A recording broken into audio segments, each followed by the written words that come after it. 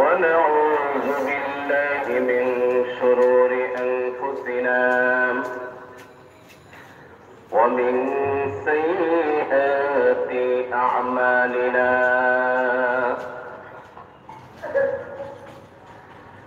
من يهده الله فلا مضل له ومن يضلله فلا هادي له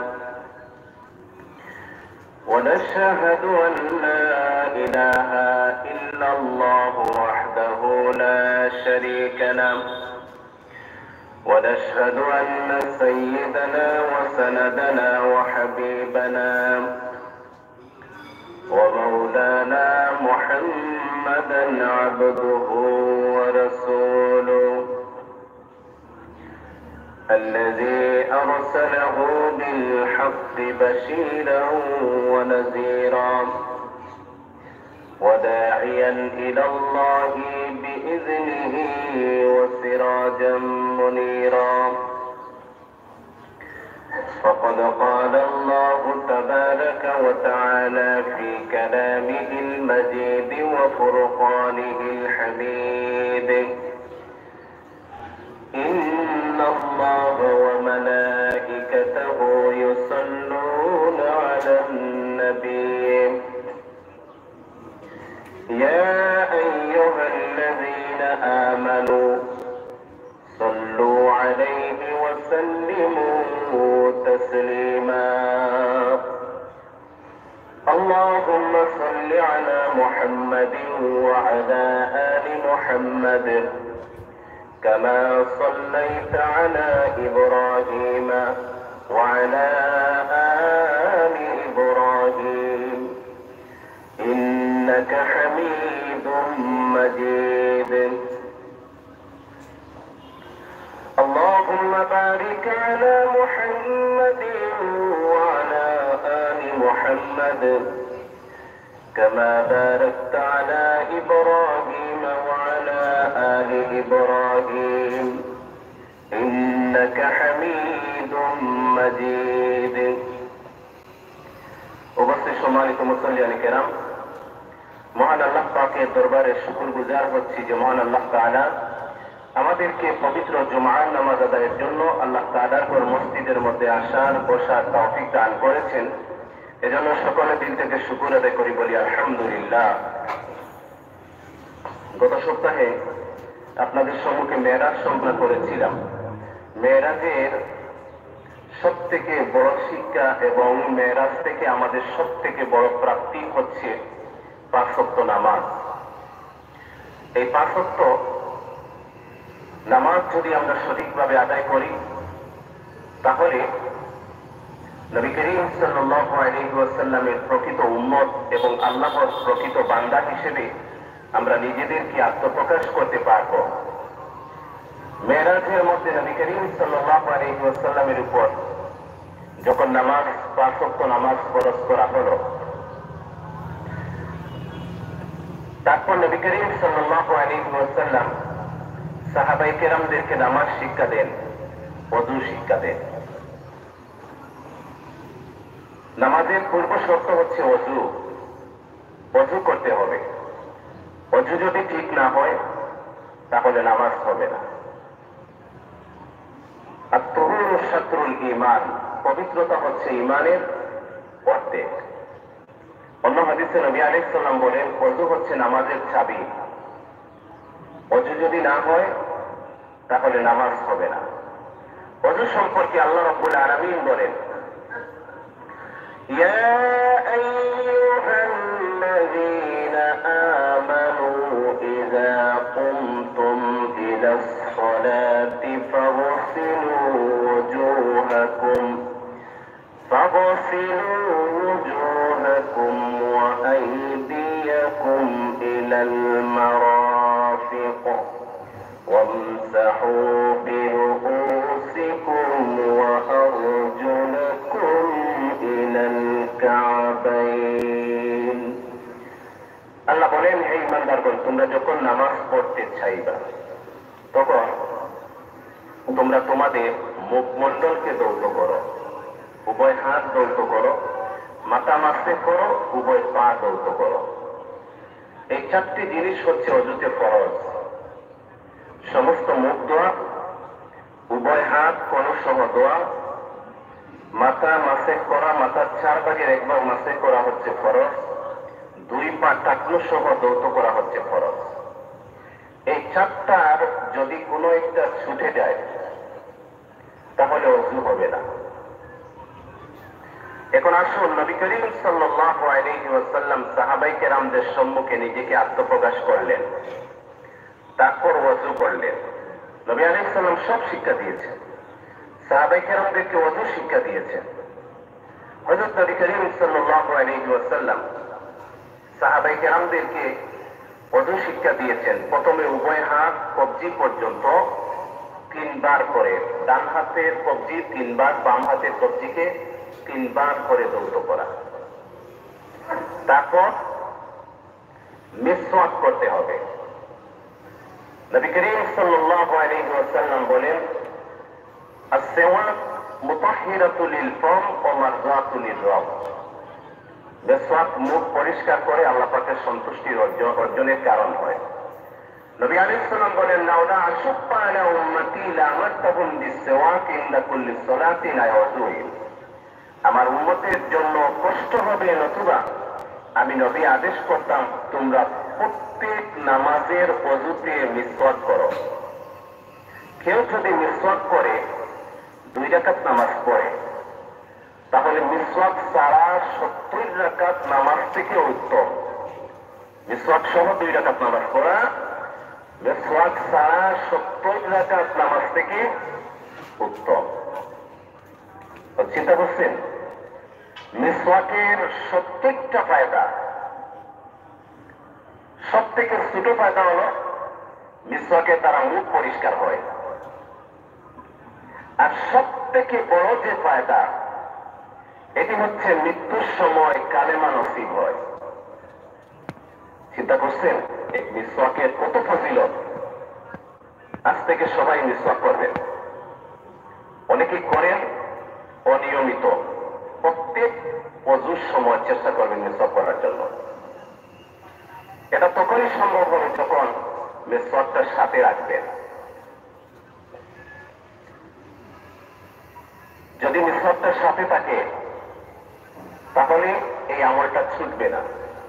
আজ থেকে সবাই মিসওয়াকের আমল শুরু করবেন, কারণ মৃত্যুর সময় ঈমান নসিব হওয়া, ঈমান নিয়ে যাওয়া, এটা বহু বড় কঠিন একটি বিষয়। একটা আমলের কারণে যদি ঈমান নিয়ে যাওয়ার গ্যারান্টি মিলে যায়, তাহলে এই আমলটা আমরা কেন ছাড়ব? এজন্য আজ থেকে আমরা নিয়ত করি প্রত্যেক সবসময় মিসওয়াক সাথে রাখবো, আর প্রত্যেক নামাজের ওযু করার আগে একবার আমরা মিসওয়াক করব। তারপর 3 বার কুল্লি করা, নাকে পানি দেওয়া। তারপর উভয় সমস্ত মুখকে 3 বার দৌত করা, চুলের গোড়া থেকে একেবারে এই থুতনির নিচ পর্যন্ত। এই যে থুতনি, এটা নিচ পর্যন্ত, অর্থাৎ এই সম্মুখ ভাগের দাড়ি সহ এটার ভিতরেও যাতে পানি ঢুকে, থুতনির নিচ পর্যন্ত যাতে দৌত হয়। পুরা এই মুখমণ্ডল চুলের গোড়া থেকে নিয়ে কানের গোড়া পর্যন্ত, তারপর থুতনির নিচ পর্যন্ত পুরা মুখমণ্ডলটা দৌত করতে হবে 3 বার।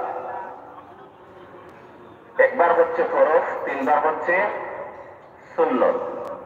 তারপর উভয় হাত কনু সহ, এই যে কনু এটাকে বলে, যে এখানের যে হাড্ডি এটাকে কনুই বলে, এটা দোয়ার মধ্যে শামিল হবে।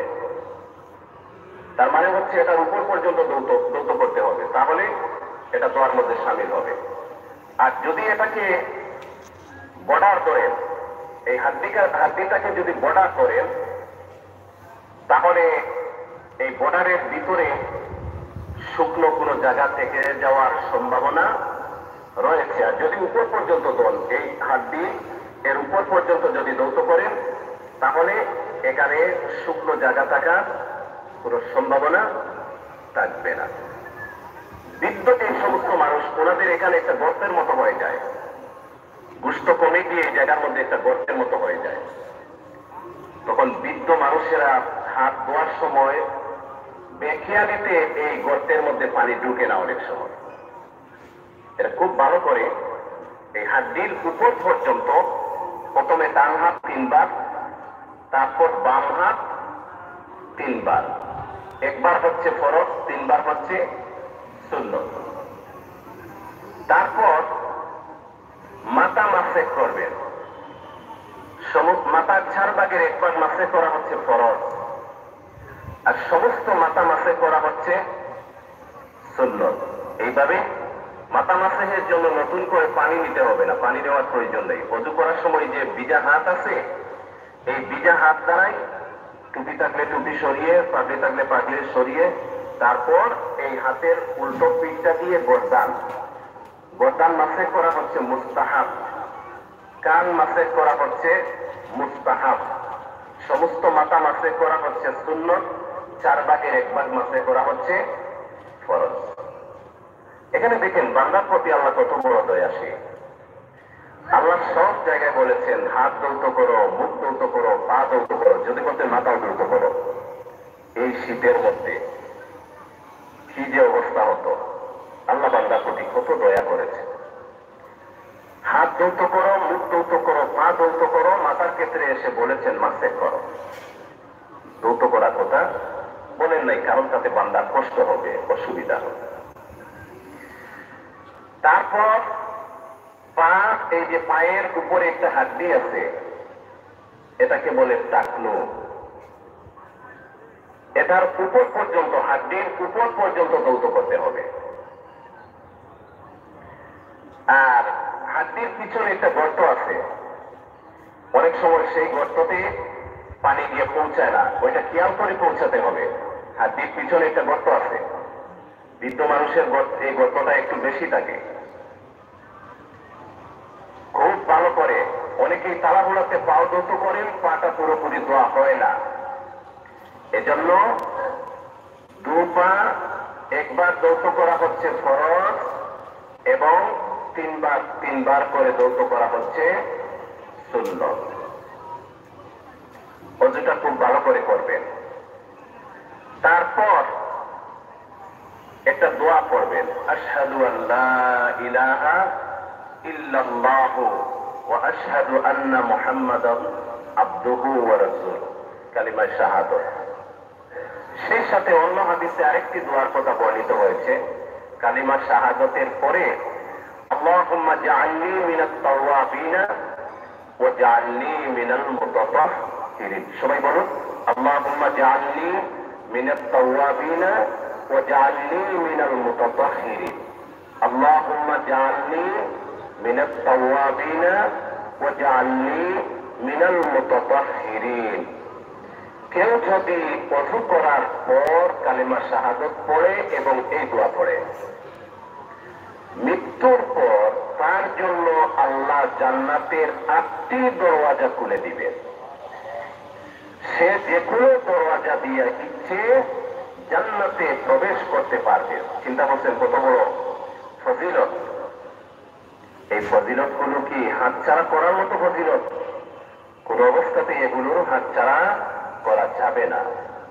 কালিমায়ে শাহাদাত পড়বে, তারপর আল্লাহুম্মা জাআলনি মিনাত তাওয়াবিনা ওয়া জাআলনি মিনাল মুতাতাহহিরিন। আল্লাহুম্মা জাআলনি মিনাত তাওয়াবিনা ওয়া জাআলনি মিনাল মুতাতাহহিরিন। ওযু করলেন, ওযু করার পর মসজিদে প্রবেশ করবেন, প্রথমে ডান পা দিয়ে, আর দোয়া পড়বেন আল্লাহুম্মা ইফতাহলি আবওয়াবা রাহমাতিক। এটা হচ্ছে শর্টকাট। আর আরেকটু বাড়িয়ে পড়তে পারবেন, বিসমিল্লাহ ওয়াসসালাতু ওয়াসসালামু আলা রাসূলিল্লাহ আল্লাহুম্মা ইফতাহলি আবওয়াবা রাহমাতিক। লম্বা যদি না পারেন, শর্টকাটে আল্লাহুম্মা ইফতাহলি আবওয়াবা রাহমাতিক। আল্লাহ, তুমি আমাদের জন্য তোমার রহমতের দরওয়াজা সমূহ খুলে দাও। যদি সময় থাকে তাহলে ওযু করে আসছেন, 2 রাকাত তাহিয়াতুল ওযু পড়বেন, তারপর মসজিদে প্রবেশ করছেন, 2 রাকাত দাখিল মসজিদ সুন্নত নামাজ পড়বেন। হযরত নবী করিম সাল্লাল্লাহু আলাইহি ওয়াসাল্লাম এই আমলগুলো প্রায় করতেন।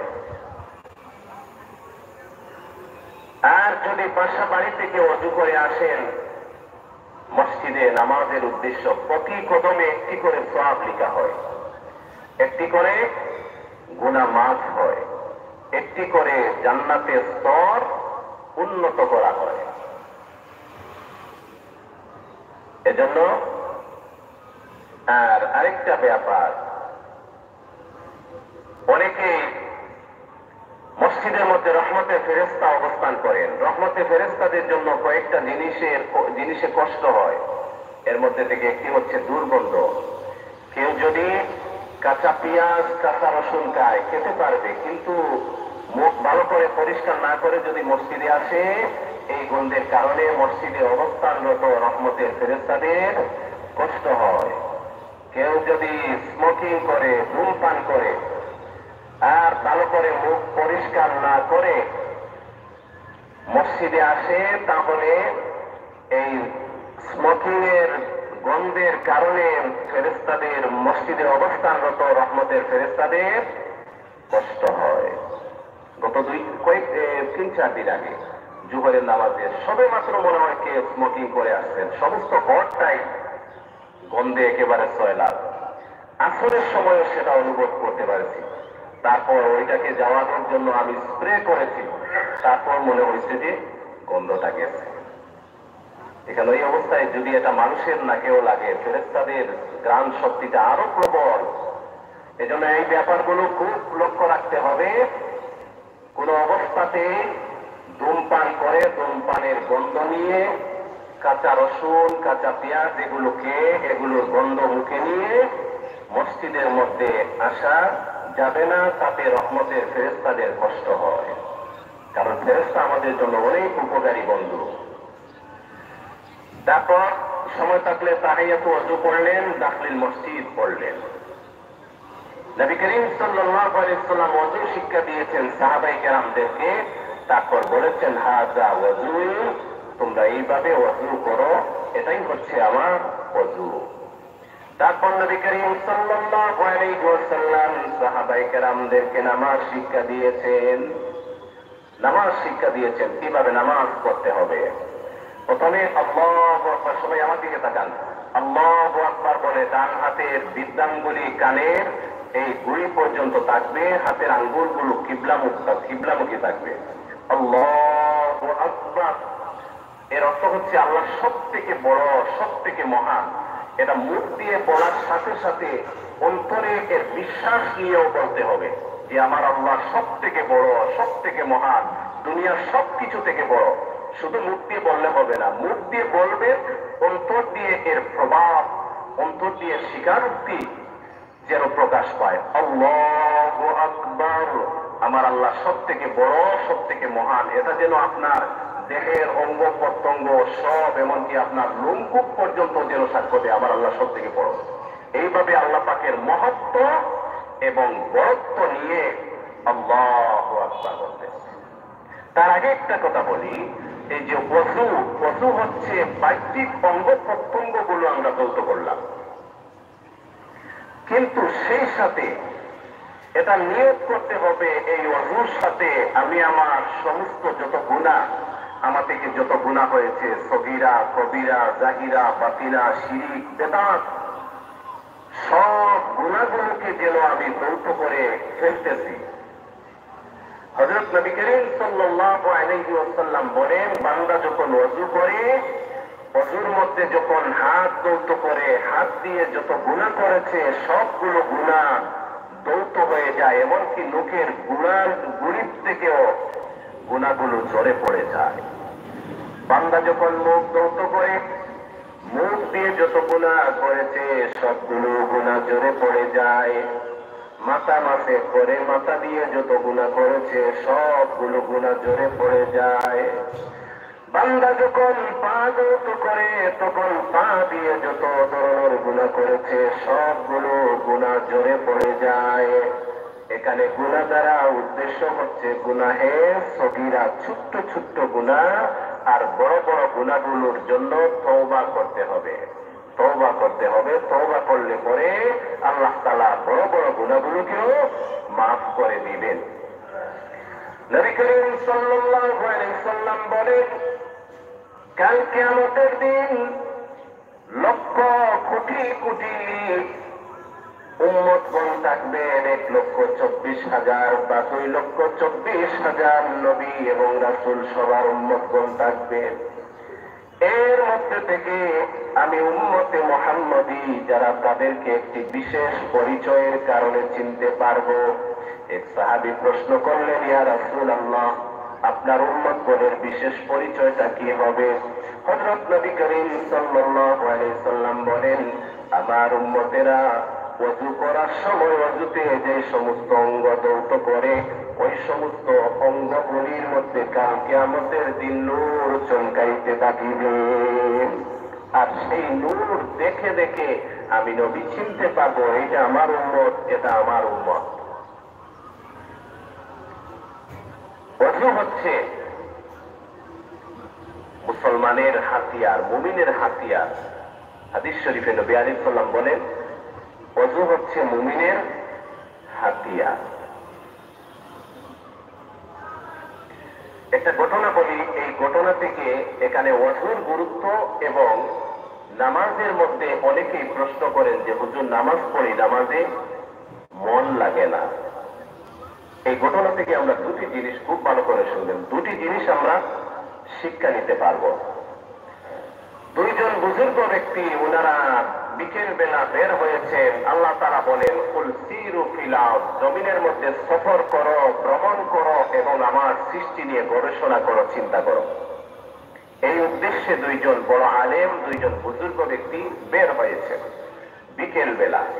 আসরের সময় হয়ে গেছে, ওনারা চিন্তা করলেন দুইজনে জামাত হয়, তিনজন হলে পরিপূর্ণ জামাত হয়, তিনজন হলে পরিপূর্ণ জামাত হয়।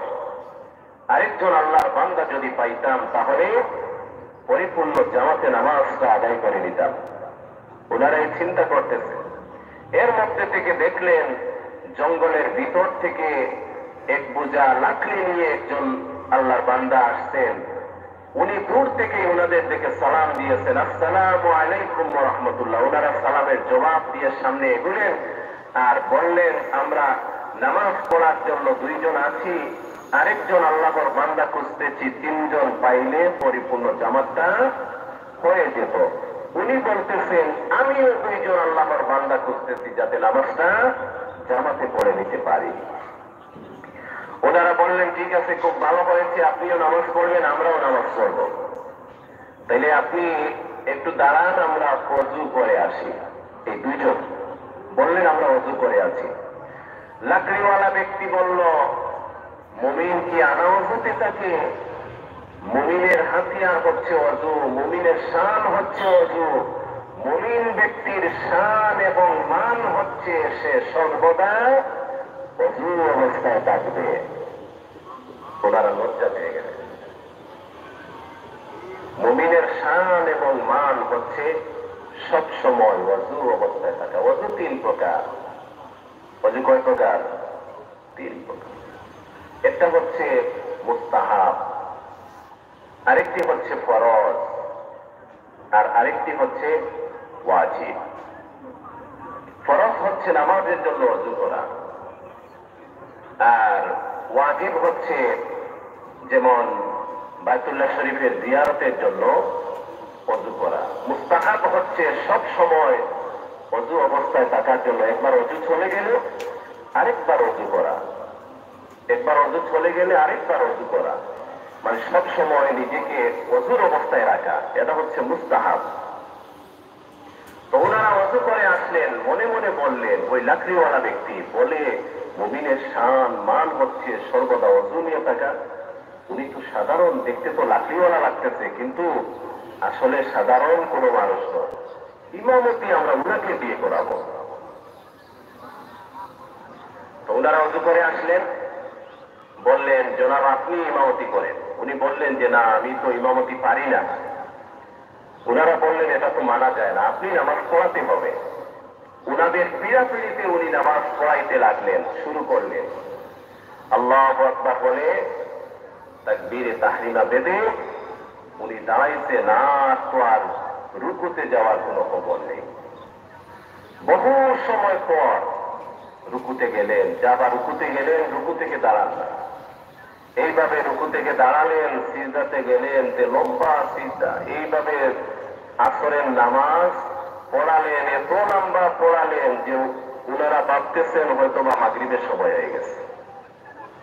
নামাজ শেষ হওয়ার পর উনারা বললেন, আপনি এখন আর লম্বা নামাজ পড়ালেন, মাগরিবের সময় হয়ে গেছে, মাকরুহ ওয়াক্ত হয়ে গেছে। উনি বললেন, না, এখনো মাকরুহ ওয়াক্ত হয় নাই, আপনারা দেখুন সূর্যটা যথাস্থানে এখনো আছে। তারপর দেখলেন যে সূর্য তো ঠিকই যথাস্থানে আছে। এটাও একটা ওনার কারামত ছিল। তারপর ওনারা বললেন যে আপনি এত লম্বা নামাজ পড়ালেন কেন? তখন তিনি প্রথমে বলতে চান নাই, তারপর ওনাদের পীড়াপিড়িতে উনি বললেন। দেখেন, বান্দা যখন নামাজের মধ্যে দাঁড়ায় আর বলে আলহামদুলিল্লাহি রাব্বিল আলামিন, সমস্ত প্রশংসা ওই আল্লাহ পাকের জন্য যিনি সমগ্র বিশ্ব জগতের প্রতিপালক। আল্লাহ বলেন, হামিদানি আব্দি, বান্দা আমার প্রশংসা করতেছে। তারপর আল্লাহ বলেন, বান্দারে সমগ্র বিশ্ব জগতের প্রতিপালক কে? তখন বান্দা বলে আর রহমানির রহিম। এই যে আল্লাহ বলেন, বান্দা একটা আয়াত বলে আল্লাহ তার জবাব দেন। বান্দা বলে আলহামদুলিল্লাহি রাব্বিল আলামিন, আল্লাহ বলেন হামিদানি আব্দি। ওই ব্যক্তি বললেন, লাকড়িওয়ালা ব্যক্তি, আমি বলি নামাজের মধ্যে আলহামদুলিল্লাহি রাব্বিল আলামিন, আমার আল্লাহ যতক্ষণ হামিদানি আব্দি না বলেন এবং আল্লাহ পাকের বলাটা আমার নিজ কানে যতক্ষণ আমি না শুনি, ততক্ষণ পর্যন্ত পরবর্তী আয়াত আমি বলি না। চিন্তা করছেন কি উঁচু মাপের নামাজ ছিল ওদের? এই নামাজটা যে উনারা অর্জন করেছেন, এটা কি এক দুই দিনে হয়েছে? এক দুই দিনে হয় নাই।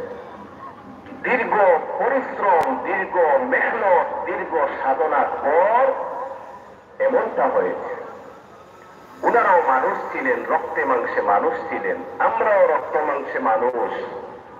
উনারা যদি পারেন, আমরা কেন পারব না? এজন্য এই ঘটনা থেকে আমরা দুটি জিনিস শিক্ষা পেলাম।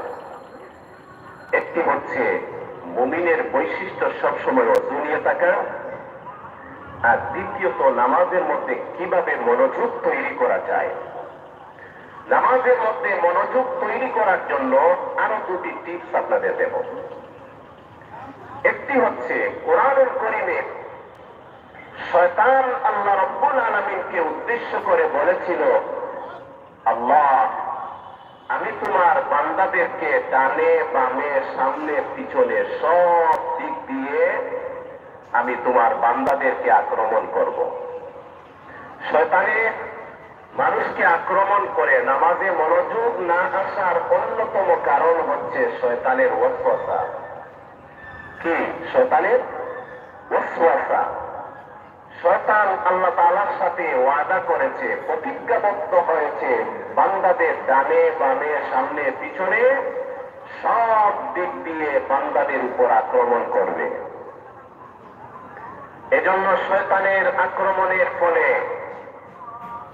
মানুষের ভিতর ওয়াসওয়াসা সৃষ্টি হয়, যার কারণে মানুষ নামাজের মধ্যে মনোযোগ তৈরি করতে পারে না। খুব ভালো করে লক্ষ্য করুন।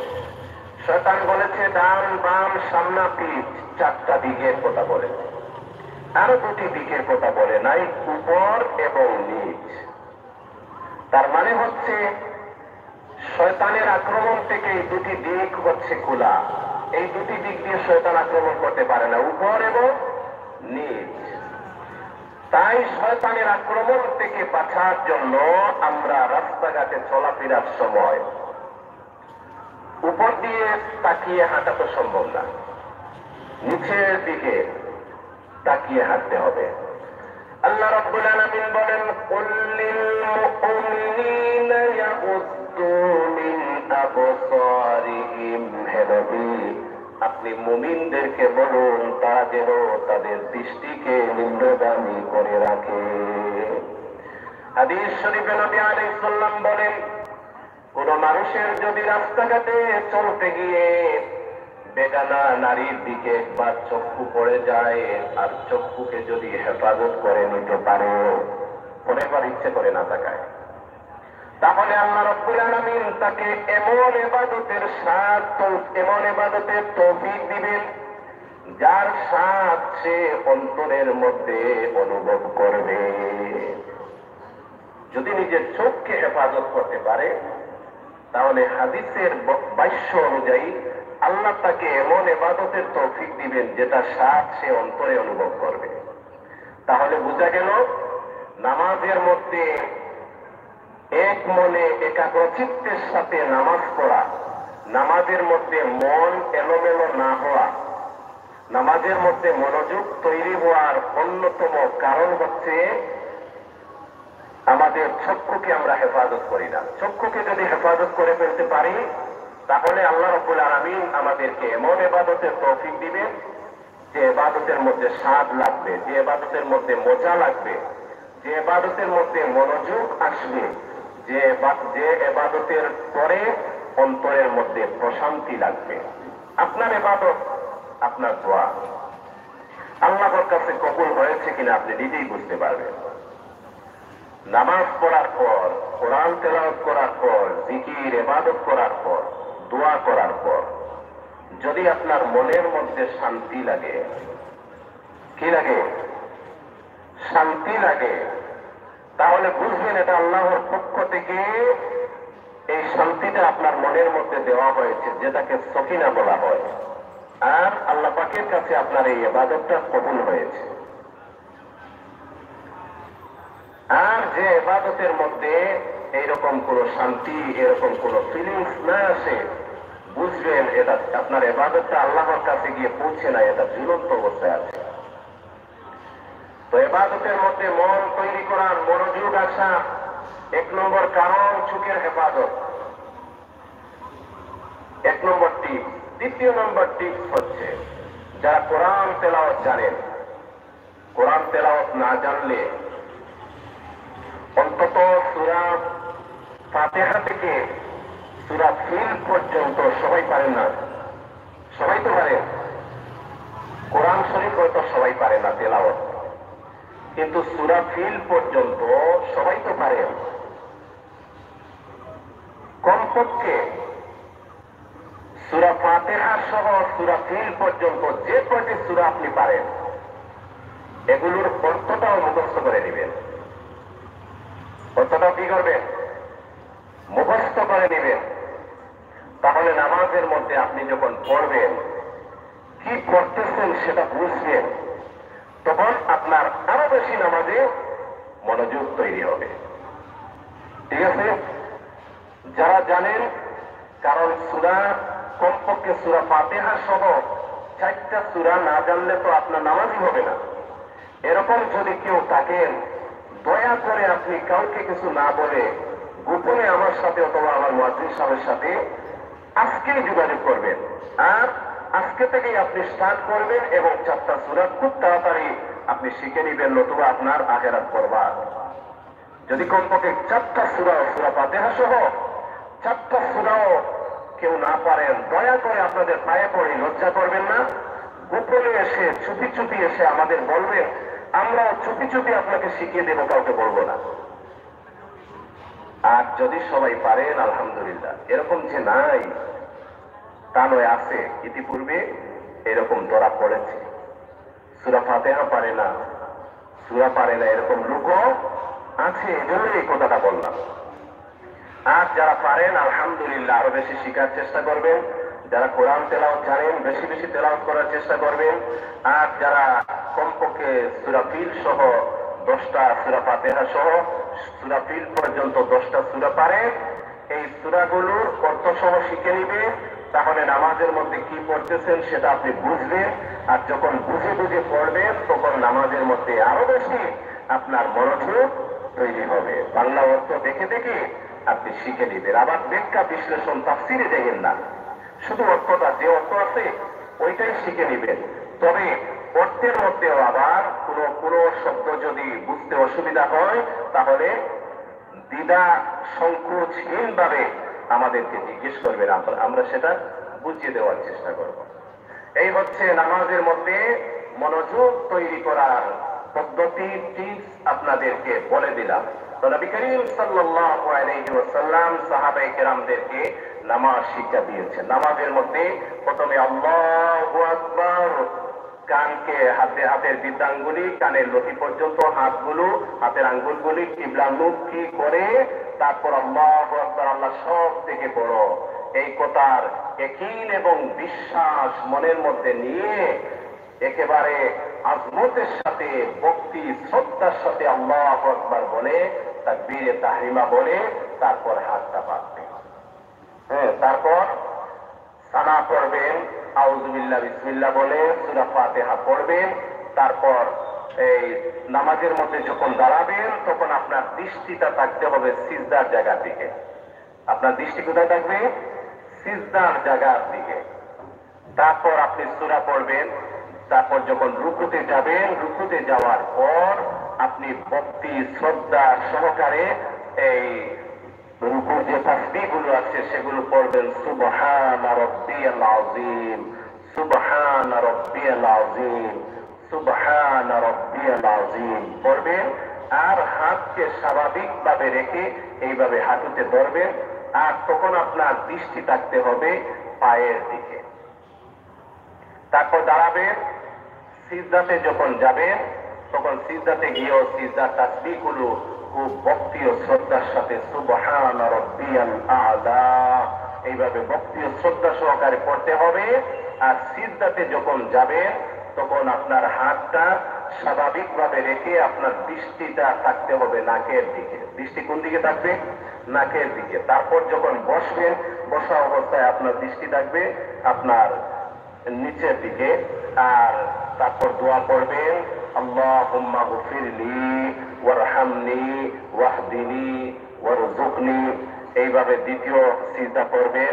তারপর যখন দাঁড়াবেন এইভাবে পুরো নামাজটা আদায় করবেন অত্যন্ত মনোযোগ সহকারে। নামাজের মধ্যে যখন বান্দা আল্লাহ রাব্বুল আলামিনকে সিজদা করে, নবী করিম সাল্লাল্লাহু আলাইহি সাল্লামকে প্রশ্ন করা হয়েছিল যে কোন আমলের দ্বারা বান্দা আল্লাহ তাআলার সবথেকে বেশি নিকটবর্তী হবে। তখন নবী করিম সাল্লাল্লাহু আলাইহি সাল্লাম বলেন, নামাজের মধ্যে যখন বান্দা আল্লাহ তাআলাকে সিজদা করে, আকরাবু মা ইয়াকুনুল আবদু মির রাব্বিহি ওয়া হুয়া সাজিদুন। বান্দা যখন আল্লাহ তাআলাকে সিজদা করে ওই সিজদা অবস্থায় বান্দা আল্লাহ তাআলার সবথেকে বেশি নিকটবর্তী হয়ে যায়। সুবহানাল্লাহ। নবী করিম সাল্লাল্লাহু আলাইহি সাল্লাম কিভাবে নামাজ পড়তে হবে সাহাবায়ে কেরামদেরকে নামাজ শিক্ষা দিয়েছেন। তারপর বলেছেন, সল্লু কামা রাআইতুমুনি উসাল্লি। আমার সাহাবায়ে কেরাম তোমরা ওইভাবে নামাজ পড়ো যেইভাবে আমি নবী নামাজ আদায় করেছি। তো এইভাবে প্রথমে আমাদের ওযুটা ঠিক করতে হবে। কিভাবে ওযু করতে হবে সেটা বলে দিয়েছি। তারপর আমাদের নামাজটা ঠিক করতে হবে। নামাজের মধ্যে মনোযোগ কিভাবে আসে সেটাও বলে দিয়েছি। আজকে থেকে আমরা সবাই তো আলহামদুলিল্লাহ নামাজ পড়ি, কিন্তু হযরত নবী করিম সাল্লাল্লাহু আলাইহি ওয়াসাল্লামের সাহাবী তিনি ইয়ামান সফর করলেন, হুযায়ফা রাদিয়াল্লাহু আনহু। তখন হুযায়ফা রাদিয়াল্লাহু আনহু ইয়ামান সফর করলেন। সেখানে দেখলেন এক ব্যক্তি নামাজ পড়তেছে। নামাজ পড়া দেখে নামাজ শেষ হওয়ার পর ওই ব্যক্তিকে বললেন যে আপনার নামাজ হয় নাই, আপনি নামাজ আবার পড়বেন। তারপর উনি আবার নামাজ পড়লেন। দেখা গেল ওনার নামাজে আবারও ত্রুটি হয়েছে। হযরত হুযায়ফা রাদিয়াল্লাহু আনহু বললেন, আপনি আপনার নামাজ হয় নাই, আপনি আবার নামাজ পড়ুন। এইভাবে 3 বার পড়ার পর দেখা গেল ওনার নামাজ তো হচ্ছে না। তারপর তিনি বললেন, ওগো আল্লাহর বান্দা, আপনি যেইভাবে নামাজ পড়তেছেন আপনার নামাজ তো হচ্ছে না। আর আপনি কি জানেন আমি কে? আমি হচ্ছি আল্লাহ রাসূলের সাহাবী হুযায়ফা ইয়ামানী রাদিয়াল্লাহু আনহু। নবী করিম সাল্লাল্লাহু আলাইহি সাল্লাম আমাদের যেইভাবে নামাজ শিক্ষা দিয়েছেন আপনার নামাজটা সেইভাবে হয় নাই। হযরত হুযায়ফা ইয়ামানী রাদিয়াল্লাহু আনহু তারপর ওই ব্যক্তিকে নবী আলাইহিস সালাম যেইভাবে নামাজ শিক্ষা দিয়েছিলেন সেইভাবে নামাজ শিক্ষা দেন। এইভাবে আমাদের অনেকেই আবার আজকাল অনেকেই কারণ নামাজের মধ্যে ত্রুটি বিচ্যুতি, এটা অনেক মুসল্লিরা বলেন যে অমুককে বলেছিলাম, উনি বলার পর উনি মাইন্ড করেছেন। তো অনেকে নিজের ভুলটাও স্বীকার করতে চায় না। না, এটা করা যাবে না। আপনার যদি ভুল হয় আর কেউ যদি সঠিকভাবে ভুলটা ধরে দেয় তাহলে আপনি তাকে ধন্যবাদ জানাবেন। ভাই আমার তো, আমি তো এই ভুলেছিলাম, আপনি না বললে তো আমি সারা জীবন এইভাবে ভুলটা করে যেতাম। আপনি যে আমার ওই ভুলটা ধরে দিয়েছেন, আপনাকে অসংখ্য ধন্যবাদ, আল্লাহ আপনার প্রতি রহম করুন, আপনি যে আমার এই ভুলটা সংশোধন করে দিয়েছেন। তো কেউ যদি সঠিকভাবে আপনার ভুলটা ধরে দেয় তাকে ধন্যবাদ দিবেন, তার জন্য দোয়া করবেন আর নিজের ভুলটা সংশোধনের চেষ্টা করবেন। কারণ জানার কোনো শেষ নাই, জানার কোনো শেষ নাই। ইমাম আবু হানিফা রাহমাতুল্লাহ আলাইহি উনি একজন মুসি ব্যক্তির কাছ থেকেও জ্ঞান অর্জন করেছেন। জ্ঞানটা হচ্ছে কুকুর কখন বালিগ হয় সেটা উনি জানতেন না। ওই মুসি ব্যক্তিকে জিজ্ঞেস করলেন, মুসি বললেন কুকুর তখনই বালিগ হয় যখন থেকে পা উপরে তুলে প্রস্রাব করে, তখনই বুঝলেন কুকুর বালিগ হয়ে গেছে। উনি মুসি ব্যক্তি থেকেও জ্ঞান অর্জন করেছেন। আল্লাহ রাব্বুল আলামিন আমাদের সবাইকে সঠিকভাবে নামাজ আদায়ের তৌফিক দান করুন, আমিন। ওয়া আখিরু দাওয়ানা আলহামদুলিল্লাহি রাব্বিল আলামিন। সম্মানিত মুসল্লিয়ানে কেরাম, উলামায়ে কেরামদের তত্ত্বাবধানে দাওয়াতে তাবলীগের যে মেহনত, দাওয়াতে তাবলীগের এমন একটি মেহনত, এই মেহনতের কারণে সমস্ত বিশ্বের মধ্যে বহু মানুষ ইসলাম কবুল করেছে, বহু মানুষ নামাজি হয়েছে, বহু মানুষ হেদায়েত প্রাপ্ত হয়েছে। সব থেকে বেশি সাড়া ফেলেছে আফ্রিকার দেশগুলোতে। ওই এলাকায় দেখা গেছে এর আগে ইতিপূর্বে ওরা ইসলামের নামও শুনে নাই, এমন জঙ্গলি মানুষ, ওরা সভ্য জগৎ থেকে বহু দূরে ছিল। তো দেখা গেল দাওয়াতে তাবলীগের মেহনতের কারণে সেই সব জায়গায়ও লোকজন ইসলাম কবুল করেছে, সেই সব জায়গায়ও মসজিদ তৈরি হয়েছে। তো দাওয়াতের এই তাবলীগের মেহনত কিছু কিছু স্বার্থান্বেষী মহল এটাকে প্রশ্নবিদ্ধ করে ফেলেছে। তো সেই সব স্বার্থান্বেষী মহলের ফাঁদে আমরা কোনো পা দেব না। দাওয়াতে তাবলীগের মেহনত, এই বর্তমান প্রচলিত যে মেহনত, দাওয়াত তো আল্লাহ তাআলা দাওয়াতের কথা কোরআনে বলেছেন, সব নবীরা দাওয়াতের মেহনত করেছেন। আর দাওয়াতে তাবলীগের বর্তমানে যে মেহনত, এই মেহনতটা হযরত ইলিয়াস রাহমাতুল্লাহ আলাইহি শুরু করেছিলেন। আর উনার হাত ধরে বর্তমান পর্যন্ত উনিও ছিলেন একজন আলেম। আর বর্তমানে এই বিভ্রান্তির মূল কারণ হচ্ছে ইলিয়াস রাহমাতুল্লাহ আলাইহি ছিলেন একজন আলেম, উনি সেটা শুরু করেছেন। আর মধ্যখানে উলামায়ে কেরাম চিন্তা করলেন দাওয়াতে তাবলীগের মেহনত তো চলতেছে আর আমরা মসজিদ মাদ্রাসা এইসব নিয়ে আছি, উনারা ওনাদের কাজ তো চালিয়ে যাচ্ছে আর আমরা এইসব ব্যাপারে আছি, তো উনারা ওনাদের মতো চলুক, আমরা আমাদের মতো চলি। তারপর দেখা গেল না, উলামায়ে কেরাম নিজেদের ভুল বুঝতে পারলেন যে আমরা ওনাদেরকে দিক নির্দেশনা দেওয়া প্রয়োজন ছিল। আমরা দিক নির্দেশনা না দেওয়ার কারণে আজকে তো তাবলীগের ভিতরে একটা ফিরকা তৈরি হচ্ছে, একটা ফিতনা চলে আসছে।